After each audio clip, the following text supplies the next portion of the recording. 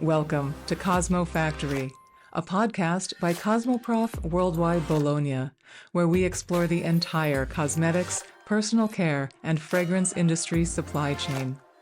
I'm your host, Deanna Utrusky, and here at CosmoFactory, we look beyond the trends to discover the ideas, initiatives, and innovations that are truly advancing beauty.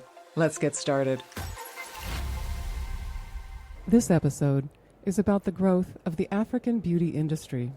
It's about indigenous ingredients and an equitable supply chain. It's about beauty made in Kenya for local tech-savvy consumers and for the global market. It's about the opportunities created by competition and the opportunities for informed international investment. We are recording today in the CosmoFactory podcast booth at CosmoProf Worldwide Bologna. My guest is Suzie Wokabi, CEO of O'Bao. Welcome, Suzie. Thank you so much, Deanna. Yeah, I really appreciate your making time to speak with me today. You have made a career, if I may say so, of being an influential force in beauty industry growth throughout Africa. Will you just tell us what that means? What sort of changes have you been able to affect? Well, this is a privilege to be here. Thank you again. Sure. So what I think, I'm called a pioneer in the Kenyan beauty space. I apparently hold a space in the Hall of Fame because I was away in the U.S. for almost 10 years, working in beauty and fashion, and moved back home to be a part of the media makeup industry. Mm-hmm. So my background is in makeup artistry. Now coming back home, came and hit the ground running. Worked in a lot of big, stations and all the media houses and that type of thing. And then, sort of a year into it, found a big gap in the retail cosmetic space. And I have some mentors in my head, such as like the Bobby Browns and the founders of MAC, Frank and Frank. And sort of always wanted to have my own brand and realized that this could be the time and space because what I was finding that every single product that was in the market was imported and barely correct for our skin tones, our skin textures, and also way overpriced because everything was imported and way unaffordable. What I would buy in the US for $10, $12 was like the equivalent of $80, $90. Mm-hmm. So I realized there's a gap to fill, and this might be also my time to shine and do that dream of mine, that distant dream of creating my own brand. So that's where the kind of pioneer story starts. Yeah, excellent. Yeah. Yeah, I'm curious if you can say a little bit about how the cosmetics and personal care industry might grow in Kenya or larger, from a larger perspective throughout Africa over the coming years. Can you say anything about what you might like to see happen or what you might expect to happen? Well, so far it's grown every year. Yes. And quite exponentially. So there's no doubt that it will continue to do so. Stats show, Google is all our best friend, but the stats show growth and growth and growth. And right now, when I started Suzie Beauty in 2009, the industry was worth 5.4 billion, and now it's worth 100 billion. Mm-hmm. Mm-hmm. Just these years later, 15 years later. So you can see the spurts have been there, and for sure will continue. Yes. It's not stopping. Yes. Yeah. No, that's wonderful. Mm-hmm. Now, I know that as part of the educational programming here at CosmoProf Worldwide Bologna, you spoke on a panel, a Cosmo Talks panel session about beauty ingredients that are indigenous to African countries. I have a couple questions for you that maybe you've already shared with the audience during that session, but certainly some folks listening were not there. Mm-hmm. First off, could you please give us an example of maybe a typical ingredient supply chain, and let's say in Kenya, since this is where you are based, what's an ingredient supply chain look like for you? A great question. So for me, I'm currently running a brand called O'Bao, mm-hmm. Which is fully made in Kenya, plant-based skincare brand, and we call it from harvest to skin. Okay. So it's based on the baobab seed, mm-hmm. from which we extract the baobab powder, which is edible, but also used in the cosmetics products. Okay. As well as oil that's extracted from the seed. Mm-hmm, mm-hmm. And so there's a pure, organic seed body oil, which works, on the hair, on the face, on the body.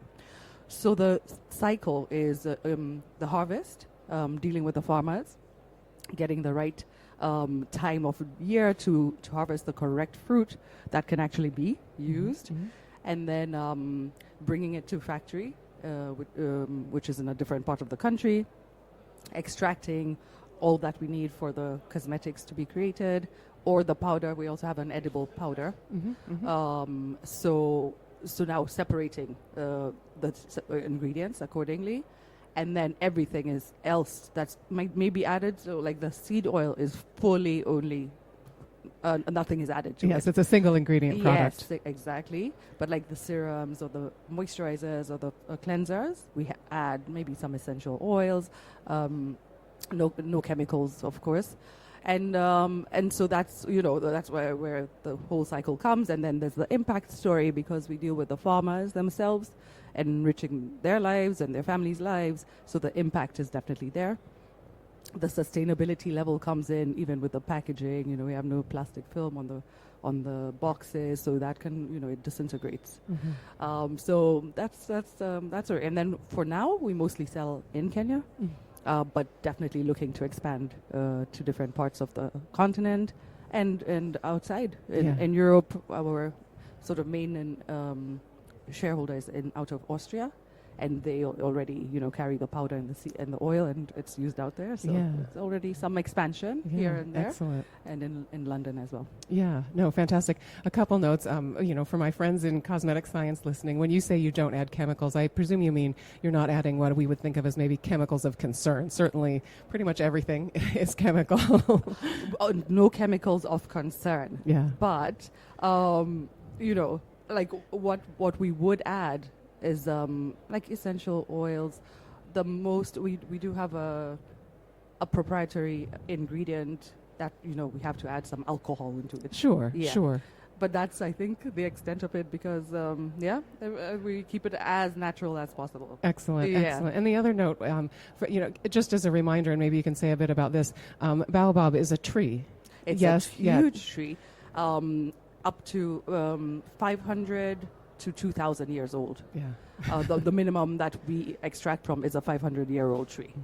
And we try to go, so we have 500 extract, we have 1,000 extract, and it can go up to 2,000. So which will continue to expand throughout, and and support that amazing tree, because the output of the product is kind of unmatched compared to other ingredients. For example, there's the vitamin C level is, I don't know how many hundreds of times more vitamin C than an orange. Sure. Or and then the antioxidant and the fixing properties and the nourishing properties are just a lot. Yeah, and amazing. That's wonderful. I appreciate that clarification. So I am curious to learn so much more, but while I'm on the topic of curiosity, I want to say thank you to everyone listening. We recorded the first episodes of the CosmoFactory podcast here in our booth in the CosmoPack section of Cosmoprof 1 full year ago. And we have reached this milestone moment very much because of you, the listener.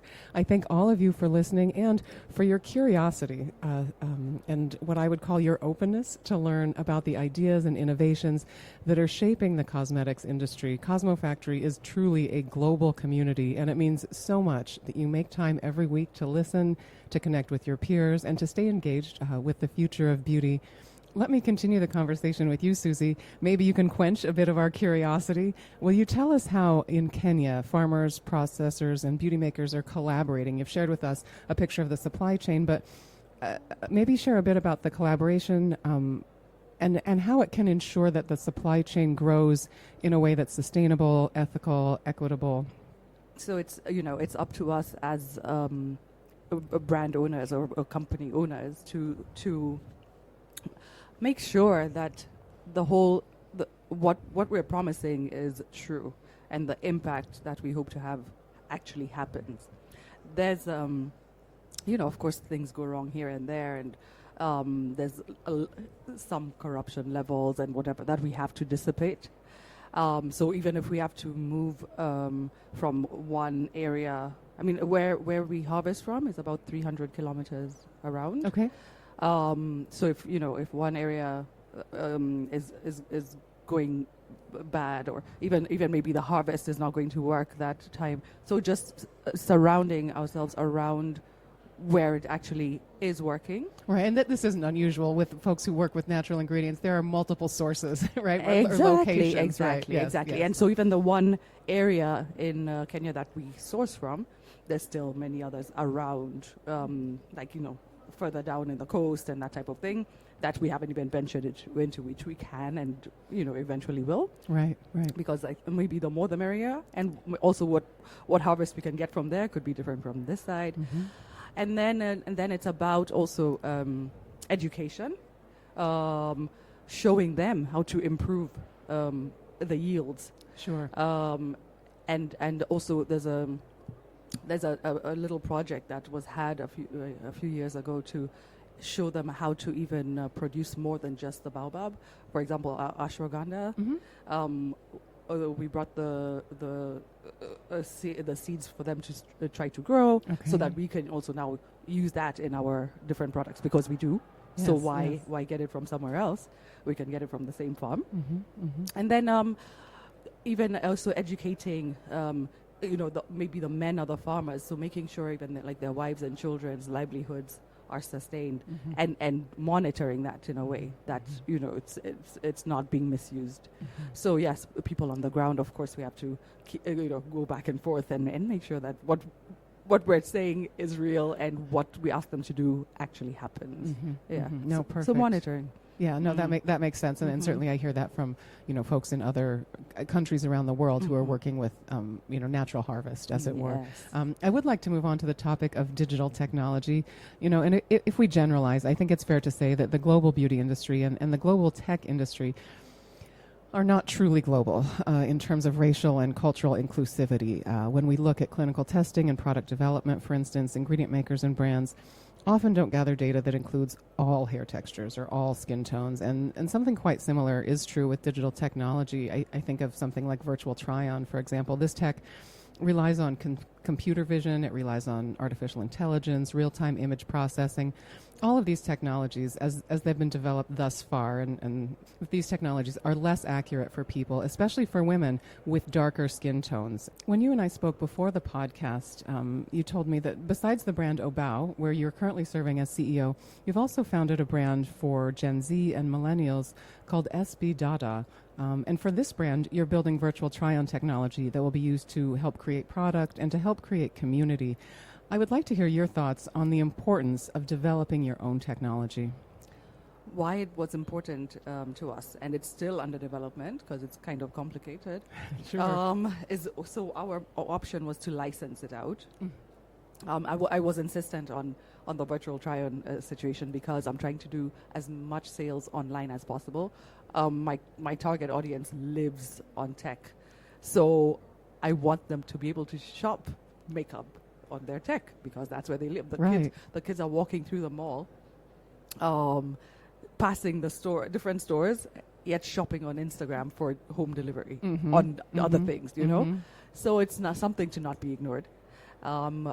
Africa having like the youngest population in the world, those are the main consumers. So that's why I'm focusing on this group, And I appreciate your reminding us about the age group of, I guess, the population in general on the African continent, because so much of the industry is really looking at expanding its consumer base in both directions, right? To younger consumers, but also to older consumers. But as you're saying, there's a... Go ahead.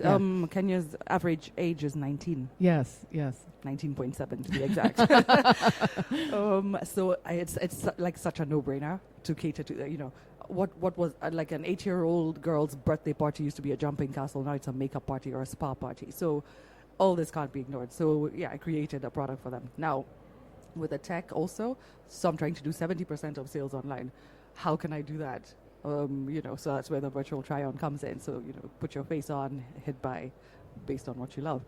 And we had the option to license it out, but out of like Norway. Right, exactly, licensing someone else's technology. Yes. Right. So that wasn't making sense. So who I got to develop it locally is now focusing on making sure it works on the darker skin tones. And that's important because that comes back even reminds me of my past life with creating Suzie Beauty, Kenya's first homegrown makeup brand.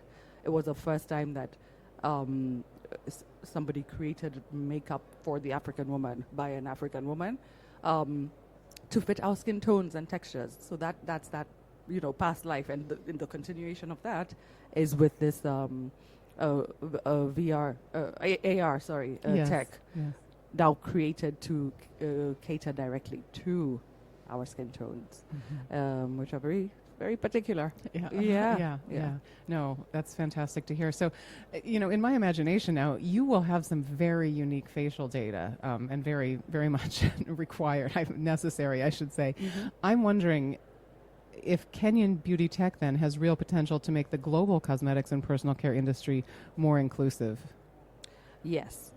Unfortunately, it's not a today story because we're still growing internally before as we walk towards the global stages. Yeah, no, tomorrow's good too. Tomorrow Tell me more. Tomorrow is a new day as well, So, and there's not enough beautypreneurs out there. Obviously, I'm a serial one. You're setting a good example. There's not enough. And there's so much space for more of me, so that we can start to play in the global field. Yeah. I've been coming to CosmoProf since 2009. Yes. That sounds like crazy. But nobody else. I don't have any Kenyans around me, like even now today in this time around. It's well, you're welcome if the Kenyans are listening. Please, you guys join. Yeah. Come, let's play. It's a wonderful place for discovery. Yes, and learning and seeing the world in a different way, and then localizing it into our own. Yeah. No, I love that you say that. I have certainly got to see the world through CosmoProf Worldwide Bologna. Absolutely. It's terrific. Absolutely terrific. Let's think a little bit about O'Bao, the brand you're leading now as CEO. I'm curious, I think you've said that this brand is very much, focused on local consumers within Kenya, but I know you mentioned also that you've been, retailing in Europe as well. How are you received there? How do you sort of, I guess, bridge that gap, right? Resonating with local consumers, but then also speaking to a more of a global market.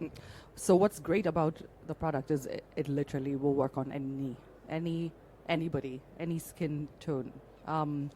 And also, with a focus on even more sensitive skins. And it's not a color problem, it's not an ingredient problem. So it will work on anyone on the globe.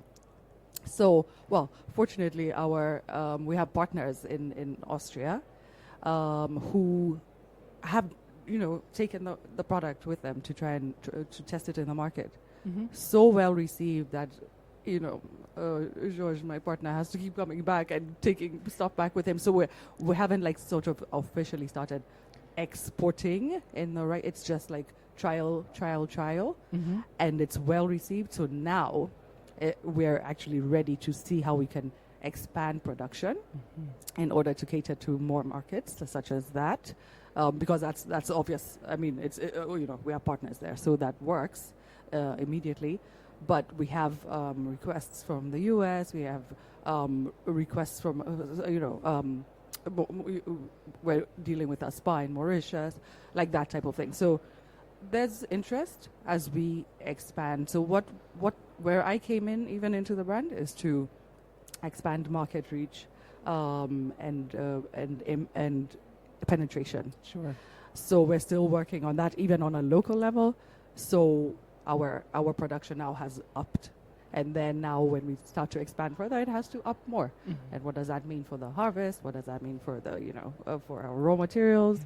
So it's a bit of a journey, which is on its way and very exciting to be a part of. No, it does. It does sound very exciting. And I think it's useful. You mentioned that there's so much space and opportunity for entrepreneurs and brands to develop in Kenya and throughout Africa. And I imagine that the sort of the scalability challenges that you're solving now with O'Bao will, be, a benchmark of sorts, right? A guideline that other brands maybe can at least mimic as they're learning. Sure, Of course, other entrepreneurs will have creative solutions as well. But exactly. So it's an exciting time.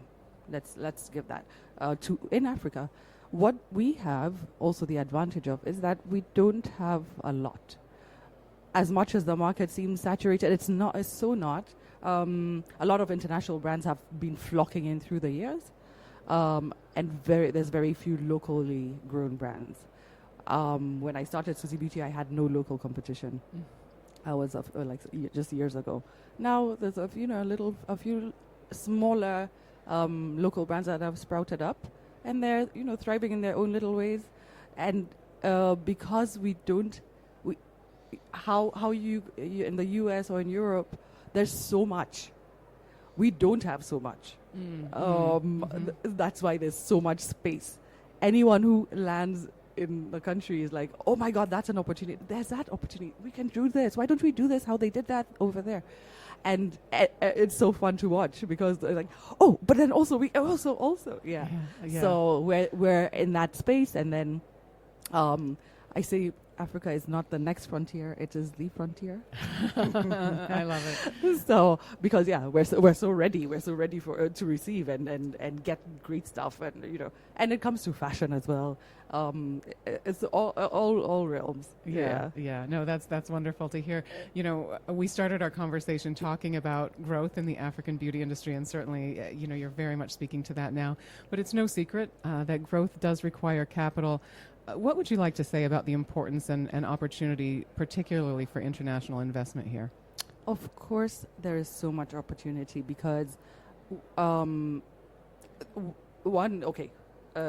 tell you for sure in Kenya, there's a serious entrepreneurial spirit that lives in us. Everyone wants to start something. Everyone wants to do more. It used to be that if you have your own business, this is maybe 20 years ago, then, oh no, it's because she couldn't be employed. Oh, it's because they couldn't get a job. Now it's, ew, you have a job? You don't have a business? So it's really not a fun place to be in. So, and of course, with starting anything new, investment is necessary. There's local investment is not as big. You'll find European investors coming in, flocking in. In fact, the main investors of O'Bao are, like I said, out of Austria. They came, fell in love with Kenya, looked for opportunity, found the brand, invested. Yes. And this is happening in different industries as well.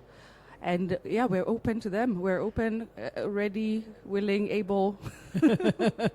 Come and see what's going on. There's lots of opportunity, and of course, like need for opening our own minds to the global ways of thinking and working on businesses. No, that's fantastic. I love the come with me attitude that you have, Suzie, and you certainly have shared a very particular point of view on our industry. I'm very glad for our conversation here. Thank you for speaking with me today on the CosmoFactory podcast. Thank you so much for having me. It was fun.